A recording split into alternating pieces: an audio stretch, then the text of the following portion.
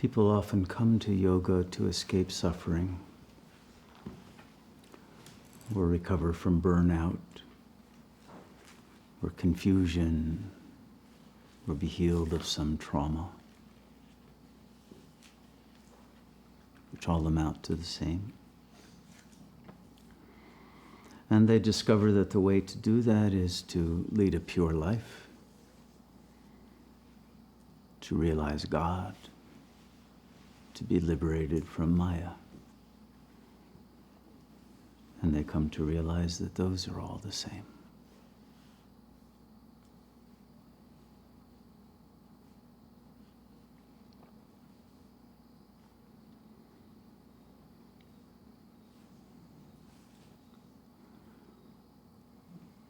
And in the process, they come to realize that the linchpin that determines success or failure is the willingness to let go of the I thought. And everything that has supported the egoic identity and kept it with some illusory existence. And that illusory existence comes from maintaining a circuit of repetitive affect. And everyone chooses their own specialty in terms of affect. For some it's paranoia. For others it's just a general worry. For others it's jouissance. For others it's anger. For others it's sexual desire. For others it's some kind of an aesthetic idealization that produces certain kinds of affects and feelings. Everyone has their own specialty that keeps the egoic identity in an illusory flow that produces an existential circuit of highs and lows, of angst and dread at one end and some sense of attainment of ambition and superiority at the other. Neither are stable.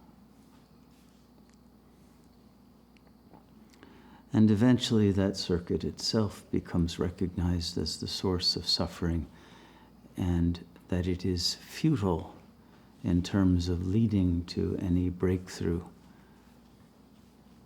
into any real that can be sustained and not lost and diffused as soon as it has been achieved. Because every enjoyment, every gratification is momentary. Every object of desire will one day leave or become undesirable.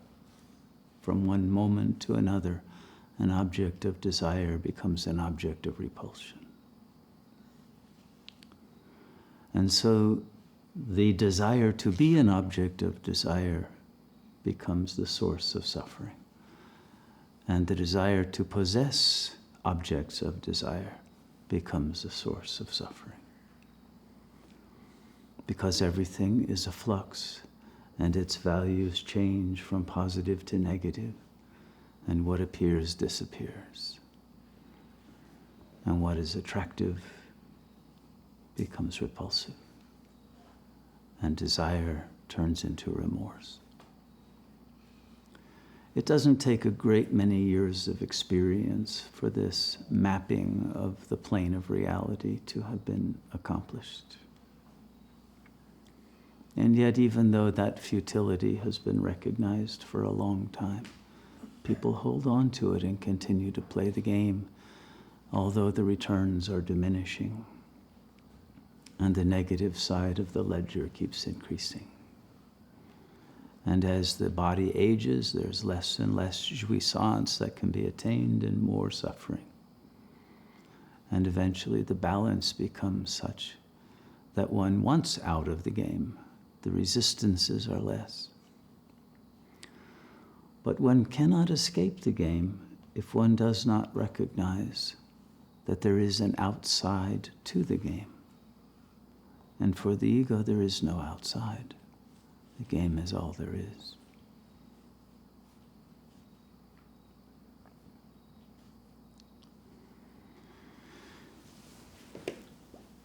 And so to get outside of the game requires a getting outside of oneself.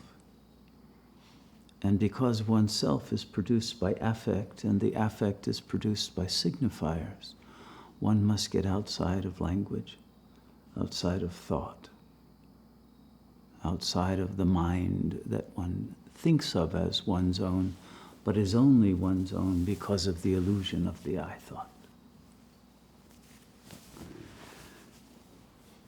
And thus begins the serious effort of meditation.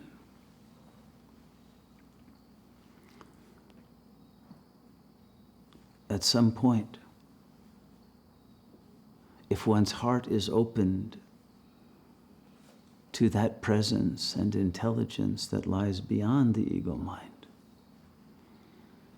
that is responsible for the capacity to think, to use language, to be able to understand reality and have distance from identifications and alienations into the sensual realm. That strength of will, when one seeks to know what is the source of the power to think, to will, and to feel, and one traces through a continuity of attention one's consciousness back to that source, one breaks through. And the illusion, once transcended, leads to a portal into a realm of light. A realm of light and of non-ordinary feeling states, of love, of joy, of bliss that the ego has never known and can never know. And a peace that passes the capacity to understand, because it is not based on anything in the world. It is that beyond, that transcendent real that cannot be described or possessed or in any way related to except through surrender. And the surrender is simply the surrender of the illusory I thought that has been the cause of one's separation from that ultimate goodness.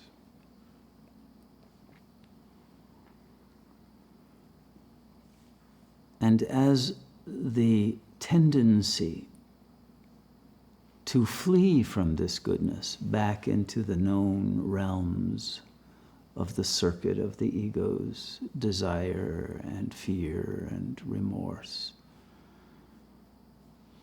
and the strange attractors produced by traumas and triggered by signifiers and events that produce projections of past templates of experience that had produced those traumas, that create all of the various emotions of the ego.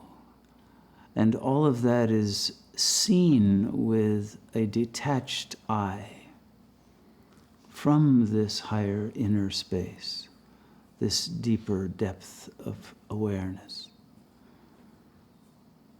It becomes recognizable that all of these contents of consciousness also appear and disappear and have no reality other than what one has invested in them.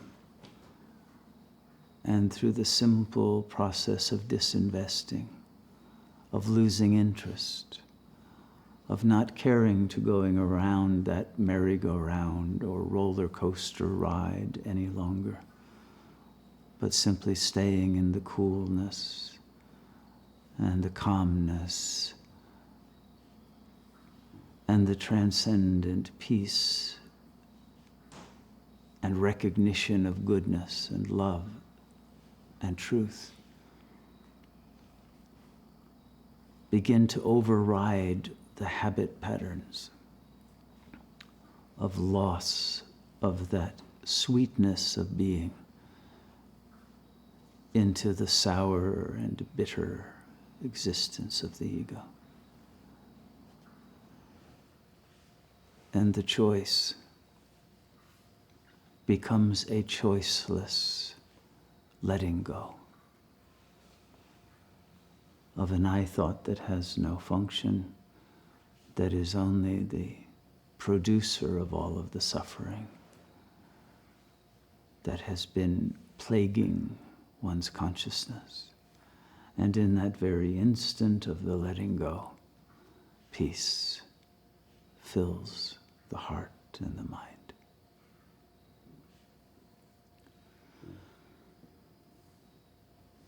And so the key to the Sat Yogi's success is the cultivation of the wisdom of the heart that recognizes the value of this transcendent peace and love and silence and stillness and eternal presence over the flux of jouissance and suffering and angst and paranoia and attachment and greed that have produced all of the unhappiness that cannot be rectified by continuing to maintain that same pattern.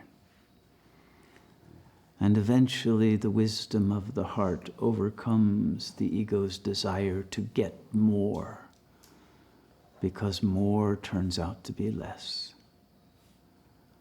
And the more one has in terms of objects or money that can buy objects, the more fear one has of losing it, and the more emptiness there is because of the more alienation from relationships with those with whom one would have to share such illusory riches and would have to give away the illusory wealth if one wanted to have any of the support of friendship or love, community, or all of the values for which all of those more gross objects were ultimately only useful to attain. And in that recognition that the value of love is much greater than the value of things, and that the value of that ultimate source of love is greater even than the value of the love between those who are still within the I thought. That ultimate love and ultimate intelligence and ultimate power is accepted in exchange for the letting go of all the rest. And in that acceptance of the supreme offering of the highest value that does not disappear and is not in the grip of time or space and cannot be lost so long as one does not choose to be lost from that. There is a kind of security, a kind of peace that no money can buy and no friendship can give you, no sexual relationship can give you, no otherness can give you, not even nature can give you, because all of that is an illusion projected by that very source. And the properties of that illusion inevitably imply the need to have those very treasures be the cause of suffering so that the relationship with the source can be renewed at a higher level of wisdom. And so all comes down to that wealth that is the wisdom of the heart, that is gained only through the loss of all the false wealth, and is gained eternally through that realization produced by the wisdom that the heart is the only real self, not the mind's thoughts, and not the affects produced by the ego's false heart, but only by that one heart that is the heart of God. that is our one self. May we abide as the heart-mind of the Supreme One and radiate that goodness, that light, that love, that blessing of peace to all who have not yet been liberated from the veil of Maya.